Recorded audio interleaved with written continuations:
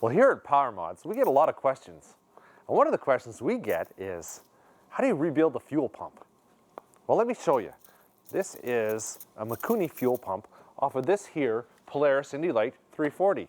We're going to go through the process of cleaning this pump so you can get your machine up and running just fine, so you can go have fun in the snow and play, just like the rest of us.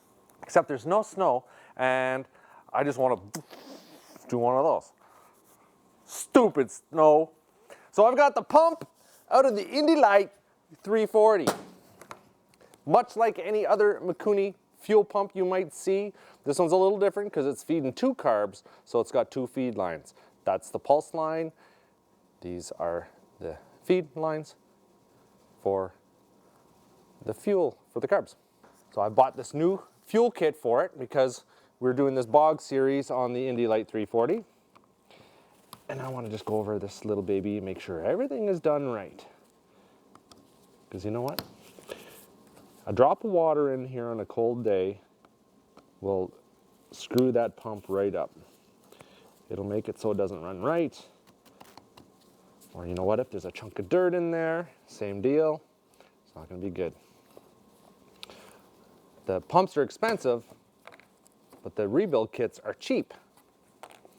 Pretty easy. I mean, this is easy stuff right here. You don't need some shop. You know, if you go in a Skidoo dealer, especially like the losers locally here, they will sell you a whole new fuel pump. It's hard to see what's in there right now.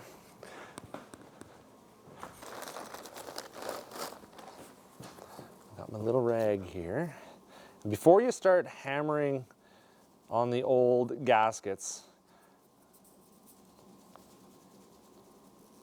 some dirt in and around there, make sure you don't wreck them, just in case, you know, just in case there's an issue with what it is you have. Now this one, you guys won't be able to see it. It is kind of bowed out. Fuel takes its toll on plastics and gaskets and all that kind of jazz. Basically what happens is the pulse from your engine, from the crankcase, goes through this, beats on this little drum here, up and down. There are two little valves here. It sucks fuel in and it squirts fuel out. That is it in a nutshell. And if these little one-way valves get lifted, and there's one there. I don't know if you can see that, Jamie. Not exactly flat anymore. A little bigger. Kind of a little off-sized. And that's kind of what we're finding out these days when you're buying things and they're coming in from overseas. I'll make sure that's going to fit, but that's the important part. So those reeds are going to fit. You know what I'm going to even do? Since I got that gasket off so well, I'm going to keep it. It's going to go in my box of old used gaskets. And then that way, sometimes, you know, we need a little, you know, it's on a Sunday, got to get the machines up and running, and can't get one at the store, local dealer, whatever. Just go in the old bag of tricks. Pull it out, and you're back on the road. Kids are happy again. Now, compressed air works the best. I'll give that a little blast of air too, get anything out of those little nipples. So, take this, that on right there. You're ready to go. And we look at the next one. It is the diaphragm assembly.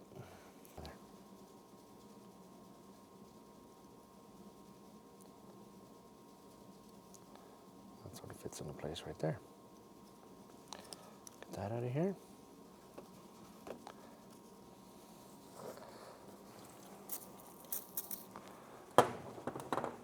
Clean that up.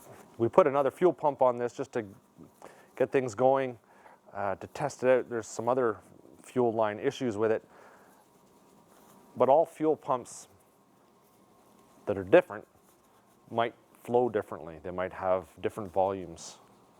So you got to be careful of that. Sometimes a dual Mikuni pump for a 340 Indy Light won't power an 800 twin or some other type of machine. Very important to know. All right, I'm gonna get my, where's that thing? There it is. I knew it was there. Place them gently across the room with the gracefulness of airplane. I'd like to know how that ended up back in the toolbox. Wasn't you? See, when you're doing this, because I'm not a mechanic, and because safety is number one, I put my safety glasses on. Oh yeah, oh yeah, oh yeah. Oh, that's a nice new fuel pump.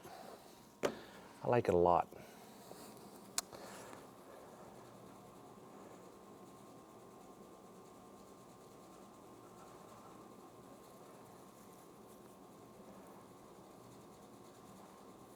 Now, if you run ethanol-based fuel in your machines, you could run into issues where you need to get into this, these gaskets and mess with them a lot, or these rebuild kits. But usually, I mean, that machine's a 1992. If this is the second or third pump, then that sounds about normal. It could be just the second rebuild that it's had, who knows. But it should be just fine now. All right, so I'm gonna put these old gaskets in this little bag. I'll keep those for just in case we need them. And that is how you build a Mikuni fuel pump for a dual fuel, dual carbs, whatever. Same thing for the single. There are other types of pumps, of course. This is your Yamaha type of pump. And this here is out of a Polaris.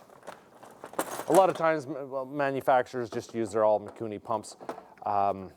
They could be used in multiple different types. This could be out of a Cat, who knows what. All right, I always just have a bunch of them laying around.